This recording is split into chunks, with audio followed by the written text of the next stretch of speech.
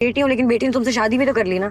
अपनी मर्जी से शादी की थी, किसी ने फोर्स नहीं किया था उससे। Stop it now, stop both of you.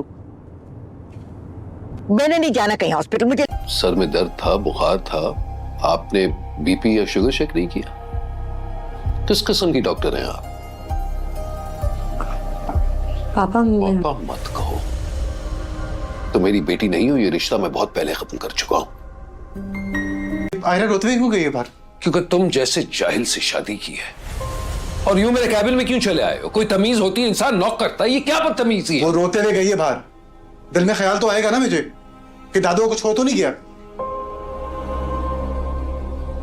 आप प्लीज इसे यहाँ से ले जाए, वरना मुझसे कुछ हो जाएगा। गलती से कोई किसी के साथ मिसबिहेव कैसे करता है? देखो प्लीज मुझसे इस तरह बात नहीं करो। उन्होंने स्टार्ट किया था, वो बदतमीजी कर रहे थे और सारी गलती तुम्हारी है। तुमने बाहर आके कैसे रिएक्ट किया था? मैंने जो भी किया हो, तुमने मेरे पापा से बदतमीजी क्यों की? और एक बात समझ लो, मेरा और उनका जो भी प्रॉब्लम हो, it does not give you the right to disrespect my father. तुम्हें क्या जरूरत है बदतमीजी करने की? क्या? गाड़ी रोको, उतरना है मुझे। क्यों? कहाँ जाओगी? जहन्नुम में जाऊंगी, लेकिन तुम्हारे साथ नहीं जाना कहीं। बेटा ऐसे मत करो। कहीं नहीं जा रही हो तुम। हम हॉस्पिटल जा रहे हैं, उसके बाद तुम्हें बेशक कहीं जाना हो चले जाना। और जाओगी कहाँ? नवीन के चली जाऊंगी, लेकिन तुम्हारी शक्ल नहीं देखी। ठीक है। अरे बेटा I'm sorry दादी, but I need a break from all of this. आप प्लीज अपना ख्याल रखिए। आप मेरी शक्ल देखना चाहते हैं ना? कामयार मेरी शक्ल देखना चाहते हैं। कामयान रियली लव्स यू। अभी वो हर्ट है, इसीलिए इस तरह रिएक्ट कर रहा है। कुछ दिनों में वो फिर पहले जैसा हो जाएगा। और अंकल, तुम्हें क्या लगता है कब तक नाराज रहेंगे तुमसे? कुछ दिनों में वो भी तुम्हें एक्सेप्ट करने लग जाएंगे। नहीं करेंगे। दोनों मुझे सजा देना चाहते हैं और ये सजा जरूरत तो है। हाँ तो बताए, मैं लेकर आता हूँ। आयरा के साथ अपना रवैया दुरुस्त करो।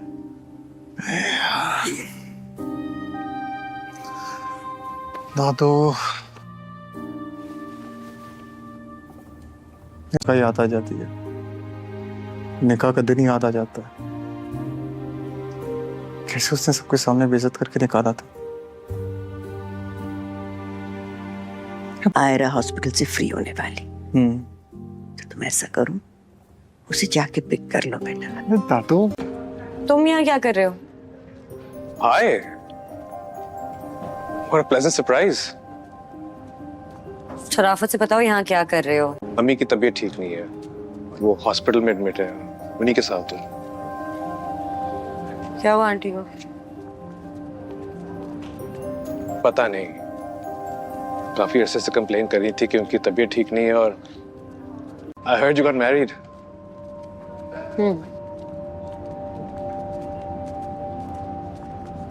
चलो अच्छा। I wish you the best for your marriage. I really do. तमाशा लगा के रखा हुआ है यार। दादू के कहने पे आया हूँ, वरना कसम कभी भी आता भी नहीं। जब देखो बिला वजह का एटीट्यूड। अब कॉल्स कर रहा हूँ, फोन नहीं उठा रही। ठीक है, ना उठाए फोन। मैं भी आखिरी दफा मनाऊंगा, उसके बाद नहीं मनाऊंगा।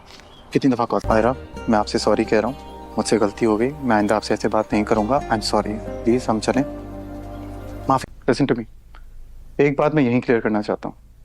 तुम मुझे नहीं बताओगी मैं क्या करूँ, किससे मिलूँ। मुझे कंट्रोल होना पसंद नहीं है, अंडरस्टूड? एक रिग्रेट के लिए मैंने तुमसे शादी की और इसमें मेरा कोई कसूर नहीं था। तुम्हारी रेपुटेशन ही ऐसी, तुम्हारी हरकत नहीं ऐसी थी। लेकिन जिसकी गलती है, जिसका कसूर है, वो अभी भी तितली की तरह तुम्हारे इर्द गिर्द मंडराती है।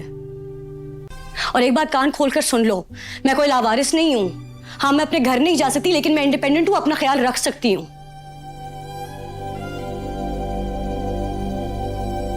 अगर तुम्हें ये शादी नहीं निभानी है तो बता दो। मेरी फ्रेंड्स ने असल में आज रात एक डिनर रखा है, तुमसे भी मिलना चाह रही हैं, तो रात को रेडी रहना। आंटी, मेरे ख्याल में मुझे नहीं जाना चाहिए। ख्याल तो मेरा भी यही था। कामियार ने हवेली की सीढ़ियों से खावर को धक्का देकर उसे हमेशा के लिए मौत की नींद सुला दिया। इस वक्त हवेली में अजीब सा सन्नाटा छाया हुआ था। सिर्फ खावर के सर के फर्श से टकराने की आवाज गूंजी और फिर सब खत्म हो गया। खावर की आंखें फटी की फटी रह गईं और उसके मुंह से निकलने वाला आखिरी लफ्ज भी कामियार के लिए नफरत से भरा था। कामियार वही सीढ़ियों पर बैठ गया। उसके हाथों में खावर के खून के धब्बे थे। उसने अपने भाई को मार दिया था, मगर उसके दिल को एक अजीब सा सुकून मिला। सुहेल साहब जब अपने कमरे से बाहर निकले तो उन्होंने देखा कि उनका बड़ा बेटा खून में लथपथ पड़ा है और छोटा बेटा कातिल बनकर बैठा है। उन्होंने चीखना चाहा, मगर उनकी आवाज हल्क में फंस गई। आयरा जो ये सब देख रही थी, वो खौफ से दीवार के साथ लग गई। कामियार उठा और धीरे धीरे आयरा की तरफ बढ़ा। उसके चेहरे पर एक सफाकी थी जो पहले कभी नहीं देखी गई थी। उसने आयरा का बाजू जोर से पकड़ा और कहा, मैं तुमसे एक बात पूछना चाहता हूँ। तुम खुश हो? अब हमारे दरमियान कोई नहीं आएगा, ना मेरा बाप ना मेरा भाई। आयरा ने रोते हुए कहा, कामियार तुमने ये क्या किया? तुम एक कातिल हो। कामियार ने कहकहा लगाया और वही अल्फाज दोहराए जो उसने प्रोमो में सुने थे। कई साल की सजा जैसी जिंदगी गुजारने से बेहतर है कि रास्ता तब्दील कर लिया जाए। मैंने रास्ता तब्दील कर लिया है आयरा, अब हम आजाद हैं। कामियार ने हवेली के तमाम दरवाजे अंदर से बंद कर दिए। उसने फैसला किया कि वो किसी को भी बाहर नहीं जाने देगा। सुहेल साहब ने जब सिपाहियों को बुलाने के लिए टेलीफोन उठाया तो कामियार ने उनके हाथ पर मुक्का मारा। दबा दें ये सब, अगर आपने किसी को बताया तो अगला नंबर आपका होगा। कामियार ने अपने बाप की आंखों में आंखें डालकर कहा। पूरी रात हवेली एक कब्रिस्तान का मंजर पेश करती रही। खावर की लाश वहीं फर्श पर पड़ी रही और कामियार ने किसी को उसे हाथ लगाने की इजाजत नहीं दी। दादी बेहोश हो चुकी थीं और घर के मुलाजिमीन खौफ। कामियार ने हवेली की सीढ़ियों से खावर को धक्का देकर उसे हमेशा के लिए मौत की नींद सुला दिया। इस वक्त हवेली में अजीब सा सन्नाटा छाया हुआ था। सिर्फ खावर के सर के फर्श से टकराने की आवाज गूंजी और फिर सब खत्म हो गया। खावर की आंखें फटी की फटी रह गईं और उसके मुंह से निकलने वाला आखिरी लफ्ज भी कामियार के लिए नफरत से भरा था। कामियार वही सीढ़ियों पर बैठ गया। उसके हाथों में खावर के खून के धब्बे थे। उसने अपने भाई को मार दिया था, मगर उसके दिल को एक अजीब सा सुकून मिला। सुहेल साहब जब अपने कमरे से बाहर निकले तो उन्होंने देखा कि उनका बड़ा बेटा खून में लथपथ पड़ा है और छोटा बेटा कातिल बनकर बैठा है। उन्होंने चीखना चाहा, मगर उनकी आवाज हल्क में फंस गई। आयरा जो ये सब देख रही थी, वो खौफ से दीवार के साथ लग गई। कामियार उठा और धीरे धीरे आयरा की तरफ बढ़ा। उसके चेहरे पर एक सफाकी थी जो पहले कभी नहीं देखी गई थी। उसने आयरा का बाजू जोर से पकड़ा और कहा, मैं तुमसे एक बात पूछना चाहता हूँ। तुम खुश हो? अब हमारे दरमियान कोई नहीं आएगा, ना मेरा बाप ना मेरा भाई।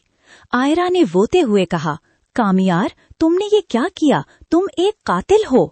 कामियार ने कहकहा लगाया और वही अल्फाज दोहराए जो उसने प्रोमो में सुने थे। कई साल की सजा जैसी जिंदगी गुजारने से बेहतर है कि रास्ता तब्दील कर लिया जाए। मैंने रास्ता तब्दील कर लिया है आयरा, अब हम आजाद हैं। कामियार ने हवेली के तमाम दरवाजे अंदर से बंद कर दिए। उसने फैसला किया कि वो किसी को भी बाहर नहीं जाने देगा। सुहेल साहब ने जब सिपाहियों को बुलाने के लिए टेलीफोन उठाया तो कामियार ने उनके हाथ पर मुक्का मारा। दबा दें ये सब, अगर आपने किसी को बताया तो अगला नंबर आपका होगा। कामियार ने अपने बाप की आंखों में आंखें डालकर कहा। पूरी रात हवेली एक कब्रिस्तान का मंजर पेश करती रही। खावर की लाश वहीं फर्श पर पड़ी रही और कामियार ने किसी को उसे हाथ लगाने की इजाजत नहीं दी। दादी बेहोश हो चुकी थीं और घर के मुलाजिमीन खौफ। कामियार ने हवेली की सीढ़ियों से खावर को धक्का देकर उसे हमेशा के लिए मौत की नींद सुला दिया। इस वक्त हवेली में अजीब सा सन्नाटा छाया हुआ था। सिर्फ खावर के सर के फर्श से टकराने की आवाज गूंजी और फिर सब खत्म हो गया। खावर की आंखें फटी की फटी रह गईं और उसके मुंह से निकलने वाला आखिरी लफ्ज भी कामियार के लिए नफरत से भरा था।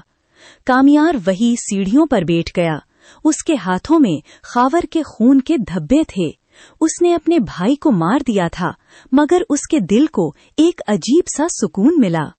सुहेल साहब जब अपने कमरे से बाहर निकले तो उन्होंने देखा कि उनका बड़ा बेटा खून में लथपथ पड़ा है और छोटा बेटा कातिल बनकर बैठा है। उन्होंने चीखना चाहा मगर उनकी आवाज हल्क में फंस गई।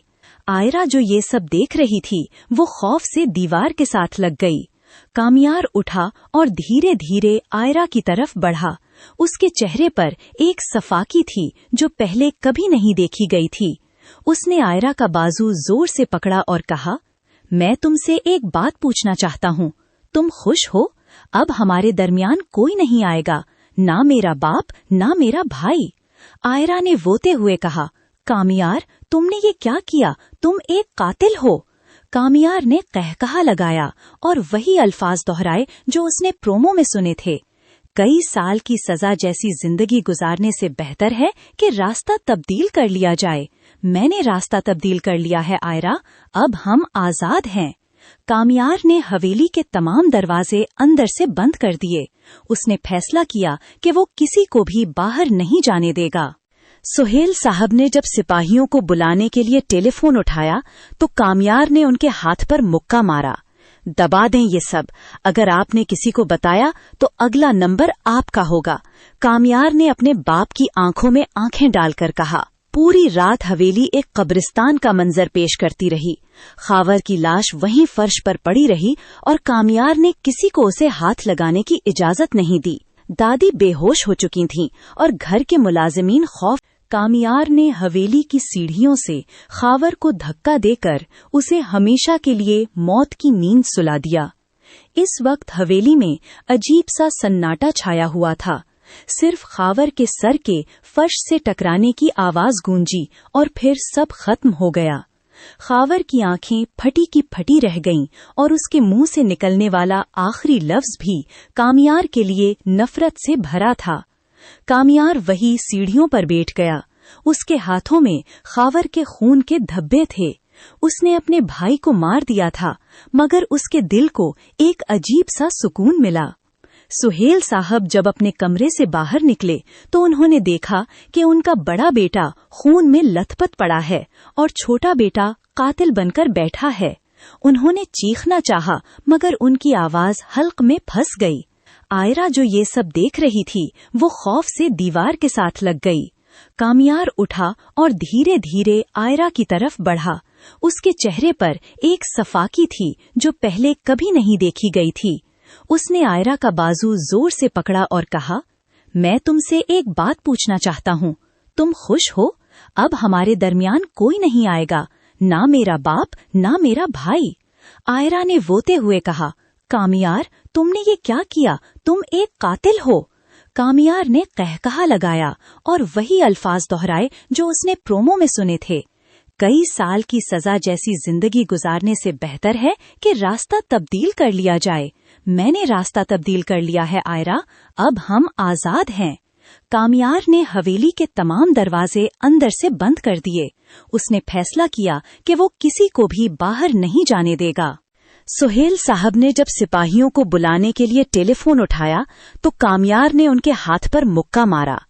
दबा दें ये सब, अगर आपने किसी को बताया तो अगला नंबर आपका होगा। कामियार ने अपने बाप की आंखों में आंखें डालकर कहा। पूरी रात हवेली एक कब्रिस्तान का मंजर पेश करती रही। खावर की लाश वहीं फर्श पर पड़ी रही और कामियार ने किसी को उसे हाथ लगाने की इजाजत नहीं दी। दादी बेहोश हो चुकी थीं और घर के मुलाजिमीन खौफ। कामियार ने हवेली की सीढ़ियों से खावर को धक्का देकर उसे हमेशा के लिए मौत की नींद सुला दिया। इस वक्त हवेली में अजीब सा सन्नाटा छाया हुआ था। सिर्फ खावर के सर के फर्श से टकराने की आवाज गूंजी और फिर सब खत्म हो गया। खावर की आंखें फटी की फटी रह गईं और उसके मुंह से निकलने वाला आखिरी लफ्ज भी कामियार के लिए नफरत से भरा था। कामियार वही सीढ़ियों पर बैठ गया। उसके हाथों में खावर के खून के धब्बे थे। उसने अपने भाई को मार दिया था मगर उसके दिल को एक अजीब सा सुकून मिला। सुहेल साहब जब अपने कमरे से बाहर निकले तो उन्होंने देखा कि उनका बड़ा बेटा खून में लथपथ पड़ा है और छोटा बेटा कातिल बनकर बैठा है। उन्होंने चीखना चाहा मगर उनकी आवाज हल्क में फंस गई। आयरा जो ये सब देख रही थी वो खौफ से दीवार के साथ लग गई। कामियार उठा और धीरे धीरे आयरा की तरफ बढ़ा। उसके चेहरे पर एक सफाकी थी जो पहले कभी नहीं देखी गई थी। उसने आयरा का बाजू जोर से पकड़ा और कहा, मैं तुमसे एक बात पूछना चाहता हूँ, तुम खुश हो? अब हमारे दरमियान कोई नहीं आएगा, ना मेरा बाप ना मेरा भाई। आयरा ने रोते हुए कहा, कामियार तुमने ये क्या किया? तुम एक कातिल हो। कामियार ने कहकहा लगाया और वही अल्फाज दोहराए जो उसने प्रोमो में सुने थे। कई साल की सजा जैसी जिंदगी गुजारने से बेहतर है कि रास्ता तब्दील कर लिया जाए। मैंने रास्ता तब्दील कर लिया है आयरा, अब हम आजाद हैं। कामियार ने हवेली के तमाम दरवाजे अंदर से बंद कर दिए। उसने फैसला किया कि वो किसी को भी बाहर नहीं जाने देगा। सुहेल साहब ने जब सिपाहियों को बुलाने के लिए टेलीफोन उठाया तो कामियार ने उनके हाथ पर मुक्का मारा। दबा दें ये सब, अगर आपने किसी को बताया तो अगला नंबर आपका होगा। कामियार ने अपने बाप की आंखों में आंखें डालकर कहा। पूरी रात हवेली एक कब्रिस्तान का मंजर पेश करती रही। खावर की लाश वहीं फर्श पर पड़ी रही और कामियार ने किसी को उसे हाथ लगाने की इजाजत नहीं दी। दादी बेहोश हो चुकी थीं और घर के मुलाजिमीन खौफ। कामियार ने हवेली की सीढ़ियों से खावर को धक्का देकर उसे हमेशा के लिए मौत की नींद सुला दिया। इस वक्त हवेली में अजीब सा सन्नाटा छाया हुआ था। सिर्फ खावर के सर के फर्श से टकराने की आवाज गूंजी और फिर सब खत्म हो गया। खावर की आंखें फटी की फटी रह गईं और उसके मुंह से निकलने वाला आखिरी लफ्ज भी कामियार के लिए नफरत से भरा था। कामियार वही सीढ़ियों पर बैठ गया। उसके हाथों में खावर के खून के धब्बे थे। उसने अपने भाई को मार दिया था, मगर उसके दिल को एक अजीब सा सुकून मिला। सुहेल साहब जब अपने कमरे से बाहर निकले तो उन्होंने देखा कि उनका बड़ा बेटा खून में लथपथ पड़ा है और छोटा बेटा कातिल बनकर बैठा है। उन्होंने चीखना चाहा, मगर उनकी आवाज हल्क में फंस गई। आयरा जो ये सब देख रही थी वो खौफ से दीवार के साथ लग गई। कामियार उठा और धीरे धीरे आयरा की तरफ बढ़ा। उसके चेहरे पर एक सफाकी थी जो पहले कभी नहीं देखी गई थी। उसने आयरा का बाजू जोर से पकड़ा और कहा, मैं तुमसे एक बात पूछना चाहता हूँ, तुम खुश हो? अब हमारे दरमियान कोई नहीं आएगा, ना मेरा बाप ना मेरा भाई। आयरा ने रोते हुए कहा, कामियार तुमने ये क्या किया? तुम एक कातिल हो। कामियार ने कहकहा लगाया और वही अल्फाज दोहराए जो उसने प्रोमो में सुने थे। कई साल की सजा जैसी जिंदगी गुजारने से बेहतर है कि रास्ता तब्दील कर लिया जाए। मैंने रास्ता तब्दील कर लिया है आयरा, अब हम आजाद हैं। कामियार ने हवेली के तमाम दरवाजे अंदर से बंद कर दिए। उसने फैसला किया कि वो किसी को भी बाहर नहीं जाने देगा। सुहेल साहब ने जब सिपाहियों को बुलाने के लिए टेलीफोन उठाया तो कामियार ने उनके हाथ पर मुक्का मारा। दबा दें ये सब, अगर आपने किसी को बताया तो अगला नंबर आपका होगा। कामियार ने अपने बाप की आंखों में आंखें डालकर कहा। पूरी रात हवेली एक कब्रिस्तान का मंजर पेश करती रही। खावर की लाश वहीं फर्श पर पड़ी रही और कामियार ने किसी को उसे हाथ लगाने की इजाजत नहीं दी। दादी बेहोश हो चुकी थीं और घर के मुलाजिमीन खौफ। कामियार ने हवेली की सीढ़ियों से खावर को धक्का देकर उसे हमेशा के लिए मौत की नींद सुला दिया। इस वक्त हवेली में अजीब सा सन्नाटा छाया हुआ था। सिर्फ खावर के सर के फर्श से टकराने की आवाज गूंजी और फिर सब खत्म हो गया। खावर की आंखें फटी की फटी रह गईं और उसके मुंह से निकलने वाला आखिरी लफ्ज भी कामियार के लिए नफरत से भरा था। कामियार वही सीढ़ियों पर बैठ गया। उसके हाथों में खावर के खून के धब्बे थे। उसने अपने भाई को मार दिया था, मगर उसके दिल को एक अजीब सा सुकून मिला। सुहेल साहब जब अपने कमरे से बाहर निकले तो उन्होंने देखा कि उनका बड़ा बेटा खून में लथपथ पड़ा है और छोटा बेटा कातिल बनकर बैठा है। उन्होंने चीखना चाहा, मगर उनकी आवाज हल्क में फंस गई। आयरा जो ये सब देख रही थी वो खौफ से दीवार के साथ लग गई। कामियार उठा और धीरे धीरे आयरा की तरफ बढ़ा। उसके चेहरे पर एक सफाकी थी जो पहले कभी नहीं देखी गई थी। उसने आयरा का बाजू जोर से पकड़ा और कहा, मैं तुमसे एक बात पूछना चाहता हूँ, तुम खुश हो? अब हमारे दरमियान कोई नहीं आएगा, ना मेरा बाप ना मेरा भाई। आयरा ने रोते हुए कहा, कामियार तुमने ये क्या किया? तुम एक कातिल हो। कामियार ने कहकहा लगाया और वही अल्फाज दोहराए जो उसने प्रोमो में सुने थे। कई साल की सजा जैसी जिंदगी गुजारने से बेहतर है कि रास्ता तब्दील कर लिया जाए। मैंने रास्ता तब्दील कर लिया है आयरा, अब हम आजाद हैं। कामियार ने हवेली के तमाम दरवाजे अंदर से बंद कर दिए। उसने फैसला किया कि वो किसी को भी बाहर नहीं जाने देगा। सुहेल साहब ने जब सिपाहियों को बुलाने के लिए टेलीफोन उठाया तो कामियार ने उनके हाथ पर मुक्का मारा। दबा दें ये सब, अगर आपने किसी को बताया तो अगला नंबर आपका होगा। कामियार ने अपने बाप की आंखों में आंखें डालकर कहा। पूरी रात हवेली एक कब्रिस्तान का मंजर पेश करती रही। खावर की लाश वहीं फर्श पर पड़ी रही और कामियार ने किसी को उसे हाथ लगाने की इजाजत नहीं दी।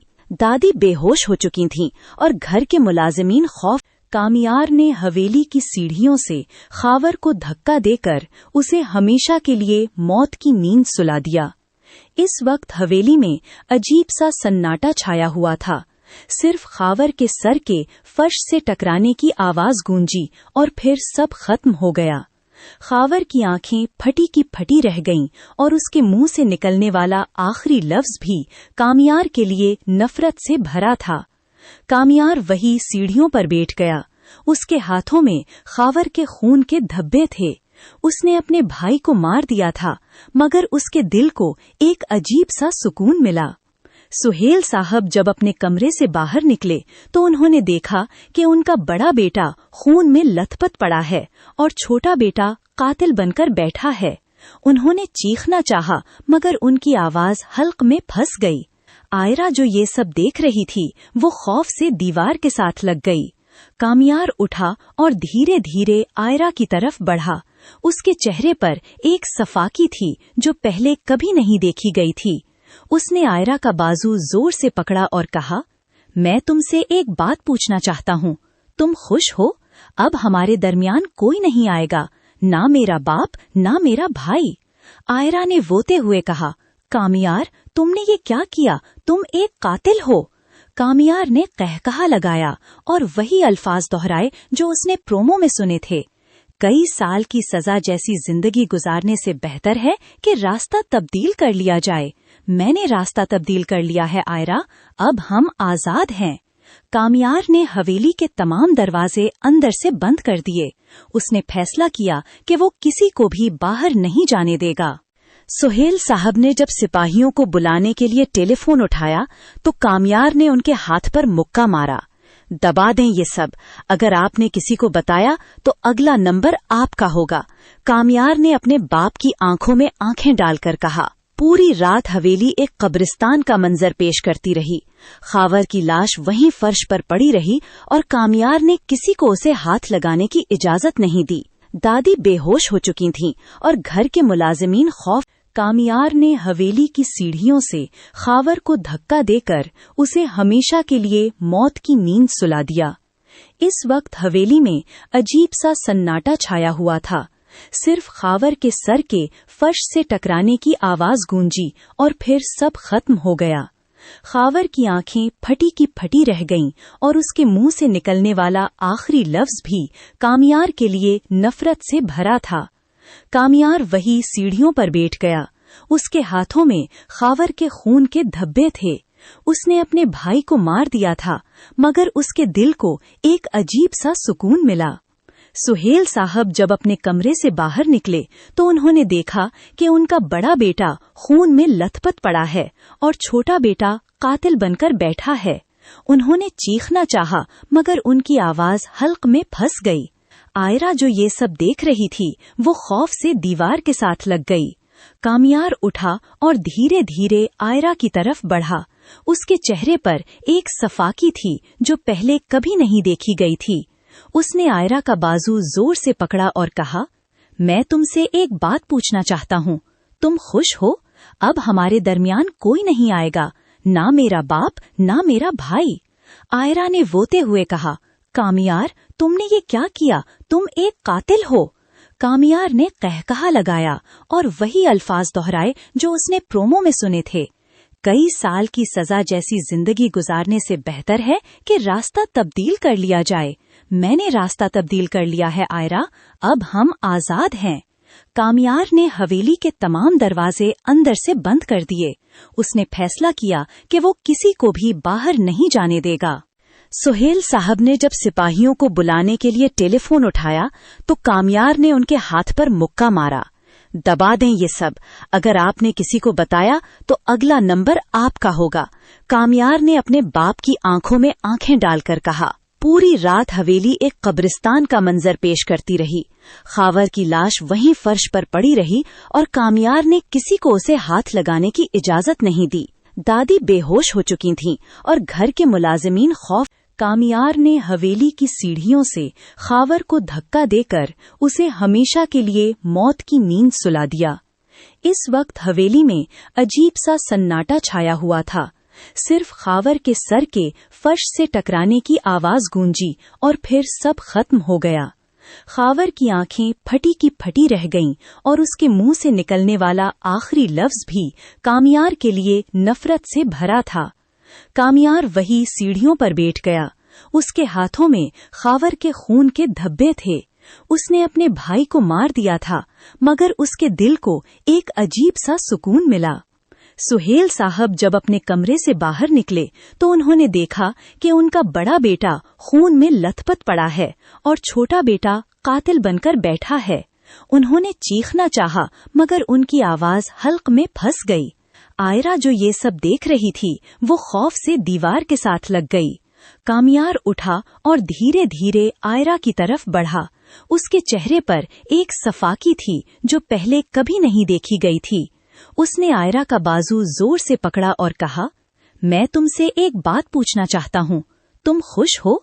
अब हमारे दरमियान कोई नहीं आएगा, ना मेरा बाप ना मेरा भाई।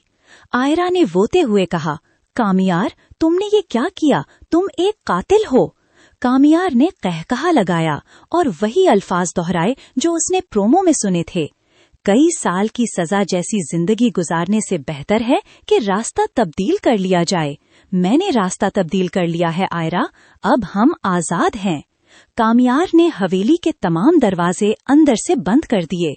उसने फैसला किया कि वो किसी को भी बाहर नहीं जाने देगा। सुहेल साहब ने जब सिपाहियों को बुलाने के लिए टेलीफोन उठाया तो कामियार ने उनके हाथ पर मुक्का मारा। दबा दें ये सब, अगर आपने किसी को बताया तो अगला नंबर आपका होगा। कामियार ने अपने बाप की आंखों में आंखें डालकर कहा। पूरी रात हवेली एक कब्रिस्तान का मंजर पेश करती रही। खावर की लाश वहीं फर्श पर पड़ी रही और कामियार ने किसी को उसे हाथ लगाने की इजाजत नहीं दी। दादी बेहोश हो चुकी थीं और घर के मुलाजिमीन खौफ। कामियार ने हवेली की सीढ़ियों से खावर को धक्का देकर उसे हमेशा के लिए मौत की नींद सुला दिया।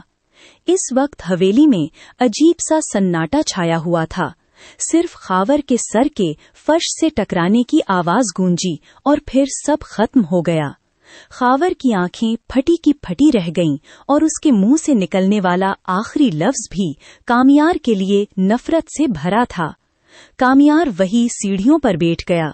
उसके हाथों में खावर के खून के धब्बे थे। उसने अपने भाई को मार दिया था, मगर उसके दिल को एक अजीब सा सुकून मिला। सुहेल साहब जब अपने कमरे से बाहर निकले तो उन्होंने देखा कि उनका बड़ा बेटा खून में लथपथ पड़ा है और छोटा बेटा कातिल बनकर बैठा है। उन्होंने चीखना चाहा, मगर उनकी आवाज हल्क में फंस गई। आयरा जो ये सब देख रही थी वो खौफ से दीवार के साथ लग गई। कामियार उठा और धीरे धीरे आयरा की तरफ बढ़ा। उसके चेहरे पर एक सफाकी थी जो पहले कभी नहीं देखी गई थी। उसने आयरा का बाजू जोर से पकड़ा और कहा, मैं तुमसे एक बात पूछना चाहता हूँ। तुम खुश हो? अब हमारे दरमियान कोई नहीं आएगा, ना मेरा बाप ना मेरा भाई।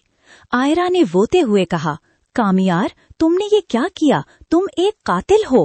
कामियार ने कहकहा लगाया और वही अल्फाज दोहराए जो उसने प्रोमो में सुने थे। कई साल की सजा जैसी जिंदगी गुजारने से बेहतर है कि रास्ता तब्दील कर लिया जाए। मैंने रास्ता तब्दील कर लिया है आयरा, अब हम आजाद हैं। कामियार ने हवेली के तमाम दरवाजे अंदर से बंद कर दिए। उसने फैसला किया कि वो किसी को भी बाहर नहीं जाने देगा। सुहेल साहब ने जब सिपाहियों को बुलाने के लिए टेलीफोन उठाया तो कामियार ने उनके हाथ पर मुक्का मारा। दबा दें ये सब, अगर आपने किसी को बताया तो अगला नंबर आपका होगा। कामियार ने अपने बाप की आंखों में आंखें डालकर कहा। पूरी रात हवेली एक कब्रिस्तान का मंजर पेश करती रही। खावर की लाश वहीं फर्श पर पड़ी रही और कामियार ने किसी को उसे हाथ लगाने की इजाजत नहीं दी। दादी बेहोश हो चुकी थीं और घर के मुलाजिमीन खौफ। कामियार ने हवेली की सीढ़ियों से खावर को धक्का देकर उसे हमेशा के लिए मौत की नींद सुला दिया। इस वक्त हवेली में अजीब सा सन्नाटा छाया हुआ था। सिर्फ खावर के सर के फर्श से टकराने की आवाज गूंजी और फिर सब खत्म हो गया। खावर की आंखें फटी की फटी रह गईं और उसके मुंह से निकलने वाला आखिरी लफ्ज भी कामियार के लिए नफरत से भरा था। कामियार वही सीढ़ियों पर बैठ गया। उसके हाथों में खावर के खून के धब्बे थे। उसने अपने भाई को मार दिया था, मगर उसके दिल को एक अजीब सा सुकून मिला। सुहेल साहब जब अपने कमरे से बाहर निकले तो उन्होंने देखा कि उनका बड़ा बेटा खून में लथपथ पड़ा है और छोटा बेटा कातिल बनकर बैठा है। उन्होंने चीखना चाहा, मगर उनकी आवाज हल्क में फंस गई। आयरा जो ये सब देख रही थी वो खौफ से दीवार के साथ लग गई। कामियार उठा और धीरे धीरे आयरा की तरफ बढ़ा। उसके चेहरे पर एक सफाकी थी जो पहले कभी नहीं देखी गई थी। उसने आयरा का बाजू जोर से पकड़ा और कहा, मैं तुमसे एक बात पूछना चाहता हूँ। तुम खुश हो? अब हमारे दरमियान कोई नहीं आएगा, ना मेरा बाप ना मेरा भाई। आयरा ने रोते हुए कहा, कामियार तुमने ये क्या किया? तुम एक कातिल हो। कामियार ने कहकहा लगाया और वही अल्फाज दोहराए जो उसने प्रोमो में सुने थे। कई साल की सजा जैसी जिंदगी गुजारने से बेहतर है कि रास्ता तब्दील कर लिया जाए। मैंने रास्ता तब्दील कर लिया है आयरा, अब हम आजाद हैं। कामियार ने हवेली के तमाम दरवाजे अंदर से बंद कर दिए। उसने फैसला किया कि वो किसी को भी बाहर नहीं जाने देगा। सुहेल साहब ने जब सिपाहियों को बुलाने के लिए टेलीफोन उठाया तो कामियार ने उनके हाथ पर मुक्का मारा। दबा दें ये सब, अगर आपने किसी को बताया तो अगला नंबर आपका होगा। कामियार ने अपने बाप की आंखों में आंखें डालकर कहा। पूरी रात हवेली एक कब्रिस्तान का मंजर पेश करती रही। खावर की लाश वहीं फर्श पर पड़ी रही और कामियार ने किसी को उसे हाथ लगाने की इजाजत नहीं दी। दादी बेहोश हो चुकी थीं और घर के मुलाजिमीन खौफ। कामियार ने हवेली की सीढ़ियों से खावर को धक्का देकर उसे हमेशा के लिए मौत की नींद सुला दिया। इस वक्त हवेली में अजीब सा सन्नाटा छाया हुआ था। सिर्फ खावर के सर के फर्श से टकराने की आवाज गूंजी और फिर सब खत्म हो गया। खावर की आंखें फटी की फटी रह गईं और उसके मुंह से निकलने वाला आखिरी लफ्ज भी कामियार के लिए नफरत से भरा था। कामियार वही सीढ़ियों पर बैठ गया। उसके हाथों में खावर के खून के धब्बे थे। उसने अपने भाई को मार दिया था, मगर उसके दिल को एक अजीब सा सुकून मिला। सुहेल साहब जब अपने कमरे से बाहर निकले तो उन्होंने देखा कि उनका बड़ा बेटा खून में लथपथ पड़ा है और छोटा बेटा कातिल बनकर बैठा है। उन्होंने चीखना चाहा, मगर उनकी आवाज हल्क में फंस गई। आयरा जो ये सब देख रही थी वो खौफ से दीवार के साथ लग गई। कामियार उठा और धीरे धीरे आयरा की तरफ बढ़ा। उसके चेहरे पर एक सफाकी थी जो पहले कभी नहीं देखी गई थी। उसने आयरा का बाजू जोर से पकड़ा और कहा, मैं तुमसे एक बात पूछना चाहता हूँ। तुम खुश हो? अब हमारे दरमियान कोई नहीं आएगा, ना मेरा बाप ना मेरा भाई। आयरा ने रोते हुए कहा, कामियार तुमने ये क्या किया? तुम एक कातिल हो। कामियार ने कहकहा लगाया और वही अल्फाज दोहराए जो उसने प्रोमो में सुने थे। कई साल की सजा जैसी जिंदगी गुजारने से बेहतर है कि रास्ता तब्दील कर लिया जाए। मैंने रास्ता तब्दील कर लिया है आयरा, अब हम आजाद हैं। कामियार ने हवेली के तमाम दरवाजे अंदर से बंद कर दिए। उसने फैसला किया कि वो किसी को भी बाहर नहीं जाने देगा। सुहेल साहब ने जब सिपाहियों को बुलाने के लिए टेलीफोन उठाया तो कामियार ने उनके हाथ पर मुक्का मारा। दबा दें ये सब। अगर आपने किसी को बताया तो अगला नंबर आपका होगा, कामयार ने अपने बाप की आंखों में आंखें डालकर कहा। पूरी रात हवेली एक कब्रिस्तान का मंजर पेश करती रही। खावर की लाश वहीं फर्श पर पड़ी रही और कामयार ने किसी को उसे हाथ लगाने की इजाजत नहीं दी। दादी बेहोश हो चुकी थीं और घर के मुलाजिमीन खौफ। कामयार ने हवेली की सीढ़ियों से खावर को धक्का देकर उसे हमेशा के लिए मौत की नींद सुला दिया। इस वक्त हवेली में अजीब सा सन्नाटा छाया हुआ था। सिर्फ खावर के सर के फर्श से टकराने की आवाज गूंजी और फिर सब खत्म हो गया। खावर की आंखें फटी की फटी रह गईं और उसके मुंह से निकलने वाला आखिरी लफ्ज भी कामयार के लिए नफरत से भरा था। कामयार वही सीढ़ियों पर बैठ गया। उसके हाथों में खावर के खून के धब्बे थे। उसने अपने भाई को मार दिया था, मगर उसके दिल को एक अजीब सा सुकून मिला।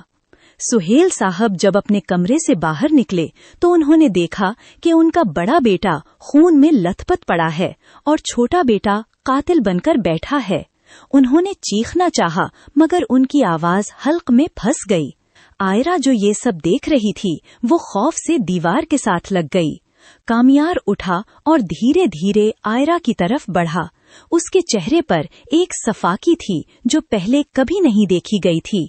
उसने आयरा का बाजू जोर से पकड़ा और कहा, मैं तुमसे एक बात पूछना चाहता हूँ। तुम खुश हो?